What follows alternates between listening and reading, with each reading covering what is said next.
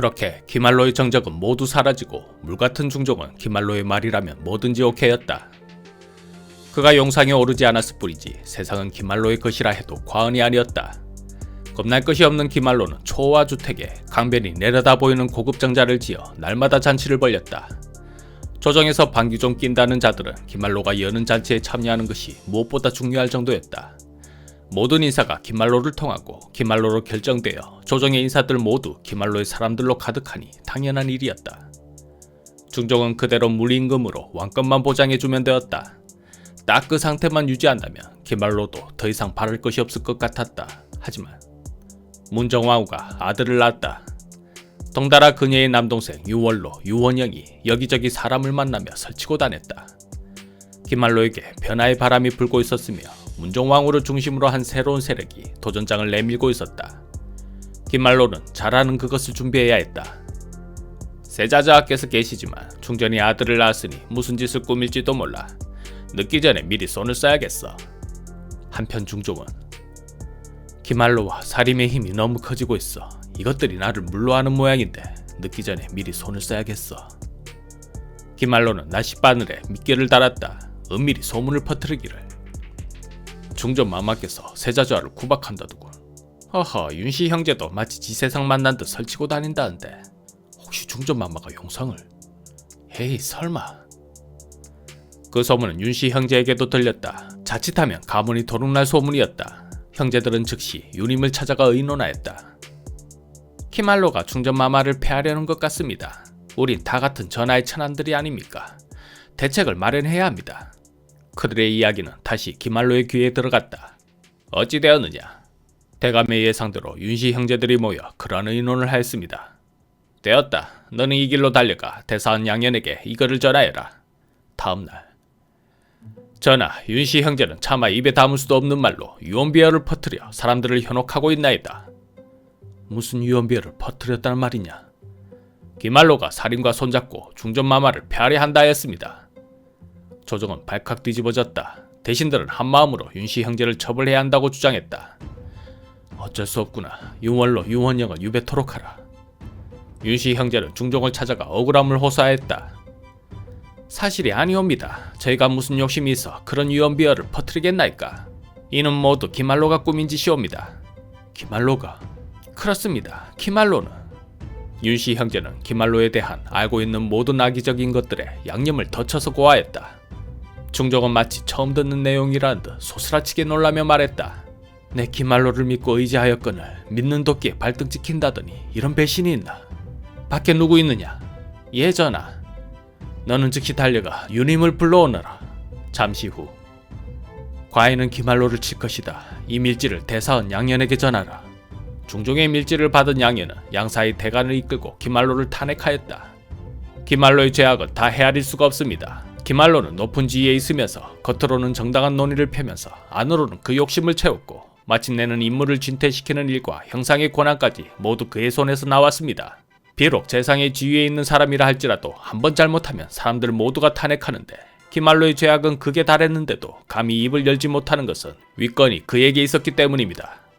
그러옵니다. 기말로는 조금만 자기에게 거슬리는 자가 있으면 아무리 현자라 하더라도 반드시 배척하고 자기에게 따르는 자는 분수에 넘치는 자리에 앉혔습니다.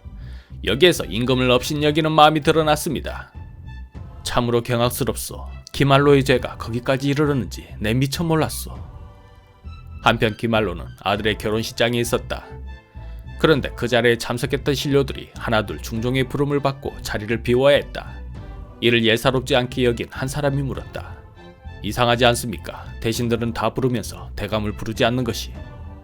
기말로는 대수롭지 않은 듯 껄껄 웃으며 답했다. 전하께서도 알고 계십니다. 이 사람 집에 잔치가 있다는 것을요. 술이나 드십시다. 그런데 잠시 후 죄인 기말로는 호라를 받아라. 천하를 움켜쥐었던 기말로는 그렇게 나락으로 떨어졌다. 따르는 측근들도 모두 유배되었다. 그것으로 끝나지 않았다. 기말로는 임금의 권한을 도적질한 자이옵니다. 극형에 처하시옵소서. 난 죽이고 싶지 않으나 그대들의 뜻이 한결같으니 어쩔 수가 없구나. 기말로를 사사하라. 그렇게 기말로의 세상도 끝나버렸다. 모든 것을 다 가진 그가 모든 것을 다 잃는 데는 한순간이었다. 하지만 기말로의 죽음은 곧 세자를 지켜줄 울타리가 무너진 것과 같았다. 그 빈자리는 세자의 외삼촌 윤임이 맡았다. 그러나 그는 무장 출신으로 정치구단 기말로에 비한다면 해안이 한참 모자랐다. 과연 그가 세자를 지켜줄 수 있을까? 반면 윤씨 형제는 승승장구하였다. 중종은 문정왕후를 신임하였고 경원대군을 총애하였다. 그 배경으로 윤씨 형제는 더 많은 사람들을 끌어들여 차곡차곡 세력을 키워나갔다. 윤인도 가만히 있지는 않았다. 그의 뒤에는 훗날 임금이 될 세자가 있었다. 배경으로 친다면 윤씨 형제보다 훨씬 유리한 입장이었다. 조정의 신료들은 선택해야 했다. 윤임의 줄에 설 것인가, 윤씨 형제의 줄에 설 것인가. 사람들은 윤인 세력을 대윤이라 부르고 윤씨 형제 세력을 소윤이라 불렀다. 기말로라는 절대 권력이 떠난 자리, 그곳에서 대윤과 소윤이 서로 힘을 키우며 대립하였다. 이 무게추는 문정왕후가 어떻게 하느냐에 따라 기울어짐이 결정날 것이다. 문정왕후의 목표는 분명하였다. 자신의 아들 경원대군을 용상에 올리겠다는 그 목표의 가장 걸림돌은 역시 세자였다.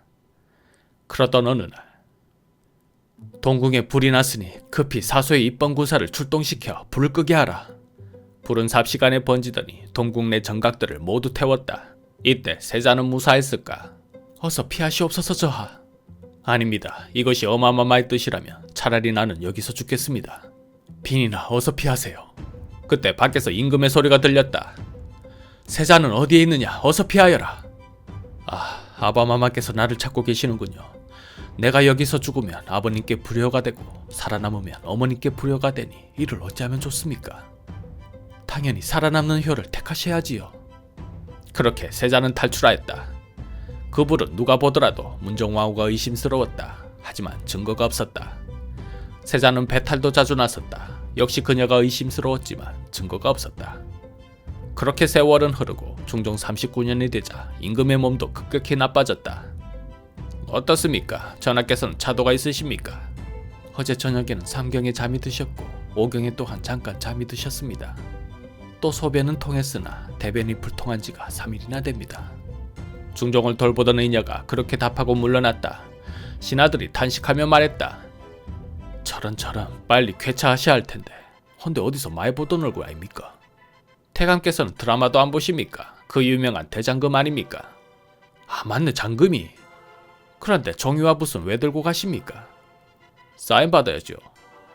태골에 날고 기는 의원들이 많았지만 중종이 가장 믿었던 사람은 의녀 대장금이었다. 그녀는 중종의 주치의로서 끝까지 곁을 지켰다.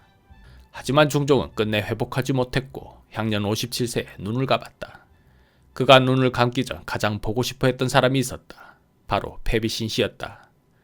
임내하는 궁인이 있어 통화문을 시간이 지나도록 열어놓았기에 들어온 사람이 누구냐고 물었더니 모른다고 했는데 들으니 상이 임종씨의 패비신 씨를 보고 싶어 했기 때문에 임내한 것이라 했습니다. 중종에 이어 세자가 용상에 오르니 그가 바로 조선 제12대 국왕 인종이었다. 인종은 천성이 어질고 학문을 좋아하는 사람이었다. 마음은 항상 온화했으며 세상을 넓게 보고 어떤 일에도 일희일비하지 않았다. 특히 계모였던 문정왕후를 극진한 효성으로 대하였다. 이복 동생 경원대군 또한 무척이나 아꼈다. 그러나 문정왕후의 마음은 달랐다. 저 용상은 인종이 아닌 자신의 아들 경원대군의 자리였어야 한다고 그녀는 생각한 것 같다. 이것이 무엇이옵니까 어마마마? 떡입니다. 맛이 아주 좋으니 주상께서도 한번 드셔보세요. 인종은 우물쭈물하였다. 왜요? 떡에 독이라도 있을까봐 염려되십니까? 아닙니다. 그럴 리야 있겠습니까? 소자 맛있게 먹겠습니다. 인종은 그 떡을 다 먹었다. 임신을 한 장경왕후는 밤에 꿈을 꾸었다.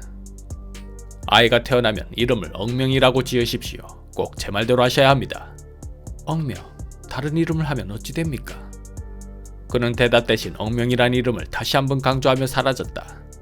장경왕후는 애타게 그를 부르다 잠에서 깨어났다.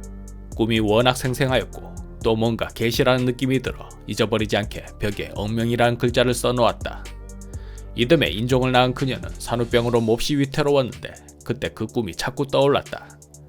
그래서 당부하였다. 전하, 아기의 이름은 꼭 어기라 하셔야 하옵니다. 알았으니 그런 염려 마시고 어서 일어나시오 중전. 그러나 장경와우는 끝내 세상을 떠나고 말았다. 아이는 천재 소리를 들을 만큼 총명했고 무럭무럭 잘 자라나 세자에 책봉되었다.